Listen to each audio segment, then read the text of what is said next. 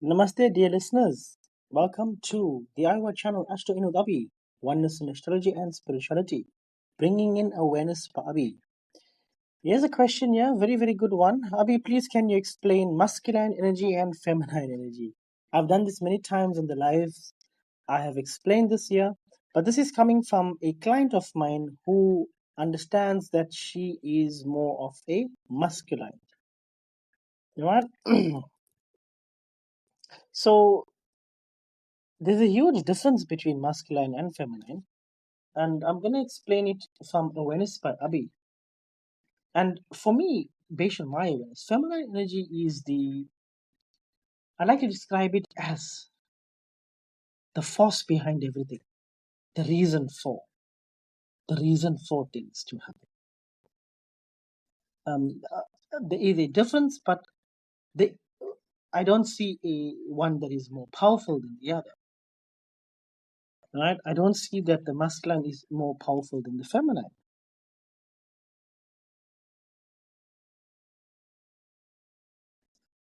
Now, I like to describe the masculine as the source and the feminine as the force behind it.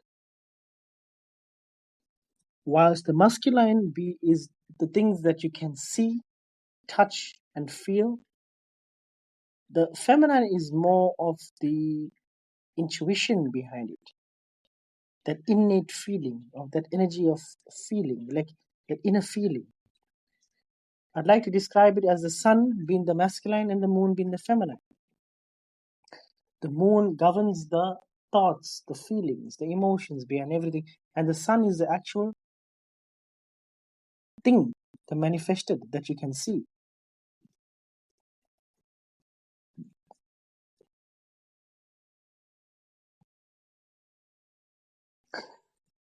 So that what you can see is aggressiveness, competitiveness, dominance, light. I'd like to describe this as a masculine. The feminine is the emotions. The emotions.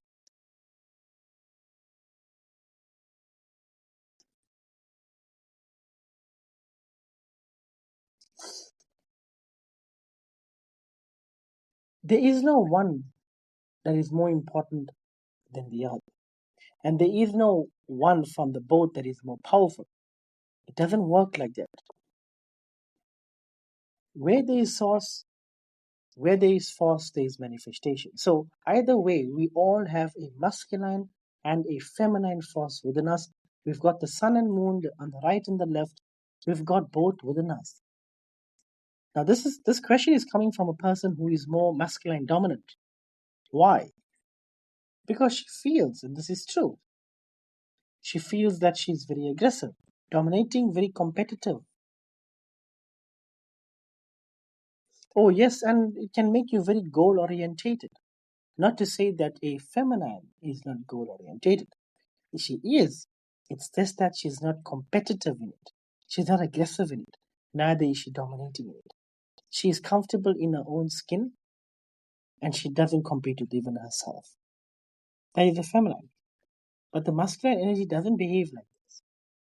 The masculine energy always needs to compete and be better than the next. You see, this is why I like to describe the sun. The sun's placement is the ego, and the moon's placement is the actual emotions behind everything in life. Where does the emotions come? So where your moon is placed in your chart, I can tell you the things that will bring you about a lot of emotions. For example, if your moon is in the 12th house, you're definitely a person that will feel a lot of good emotions, or a lot of your karma that you're carrying, you will be able to balance it off everywhere that is very far away from your home. And dealing with people that are not of the same ethnicity group like you, in distant lands, foreign travel, foreign music, foreign food, everything that is foreign. You see certain people, they go get married in another country. They find they get married to people who's not of the same class, not of the same race to them, totally different religious background to them. They never in their hometown. They eat different foods. They speak different language. They listen to different music compared to the place they were born in. Definitely a moon placement in the 12th house, possibly a ninth house placement as well. Now, the feminine is not to say not dominating. The feminine is more of the force that is behind every action. You need energy to back up action. So that energy is the force, the feminine. But the source of existence itself is the masculine. If there's no sun, nothing exists. So the sun gives off energy, but what we do with it is your thing. So the sun is the source, the force is the energy that the sun gives off. What you do with it becomes your reality. So if you're a female and if you are feeling a lot of masculine energy, there's ways to balance this off. And if you are a male and if you feel that you are more of a feminine, there's ways to balance this off as well. Because remember, as I said earlier on, we all have both energies within us. So the masculine and feminine, perfect. This is a dualism we all carry within us. Remember, masculine is also very assertive, while the feminine is very intuitive and nurturing. Both is very needed. And these are not linked to your gender. They are polarities. So I like to describe feminine as being the flowing and dynamic, the energy of flow. And the masculine is very rooted, strong in its place. I like to also describe as feminine being the water. Remember, water is governed by the moon. The moon is feminine. Free flowing, unrestricted. And then the masculine is a cup that supports it, if that makes sense.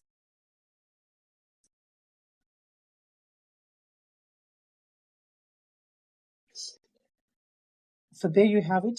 It's a very short podcast on masculine and feminine. There's no other better ways that I feel that I can explain it in my current state of awareness.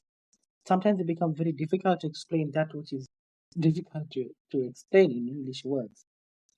So fundamentally you must look at it like this. Masculine and feminine is not the physical body. It's the polarities. Which side you are more in. And there are consequences for it, which could be good for you or bad for you. Now, if you're not happy with your polarities, then you need to shift in consciousness. And there are many ways to do it. But I've given you examples of the characteristics of a strong feminine, and a strong masculine. But both is active within. Both is active within. Which side are you more on? Now, I'm going to do a podcast on how to balance both off. It's a very simple way. Do I do it? Well, this has been something that I used to do in the beginning. The yin and the yang. Yin is always the feminine.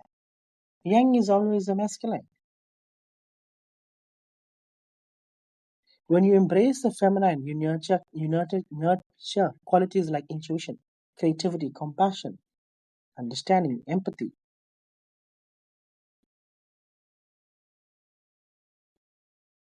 When you embrace the masculine, you nurture qualities like leadership, action, logic, adventure, loyalty, confidence, efficiency, focus, tenacity. So both is needed. But the strong masculine is never really interested in intuition. But it's needed. Imagine if you had intuition, strong intuition. You would not go into battles unprepared, out of ego. How many people you know went into battles unprepared? Whatever battles, spiritual battles, career battles, unprepared, they got knocked off. The truth is, look, the masculine energy without feminine is incomplete, and vice versa. When the masculine is too dominant, you may not feel valued, nurtured, or appreciated. You'll always feel tired, stressed, overworked, and unloved. It doesn't help. When I worked with okay, let me not explain that. It's just gonna make you more confused. Let me keep it very simple. So for feminine energy, so how to have harmony is to basically bridge the gap between the masculine and feminine. Meditation, laughter, let yourself be in a relationship. Always has something to be excited about. Connect to your future by being in the present. So you be in the present. And if you need to strengthen your masculine energy, you need to always be designing days or moments back into your day that fulfill you. Read, set goals, and be consistent in it. Be very supportive. Remember, a strong masculine is not a person that has got a big body. This is not a physical thing. A strong masculine is a person that, regardless of whatever is happening externally, the mind never alters. That is masculine.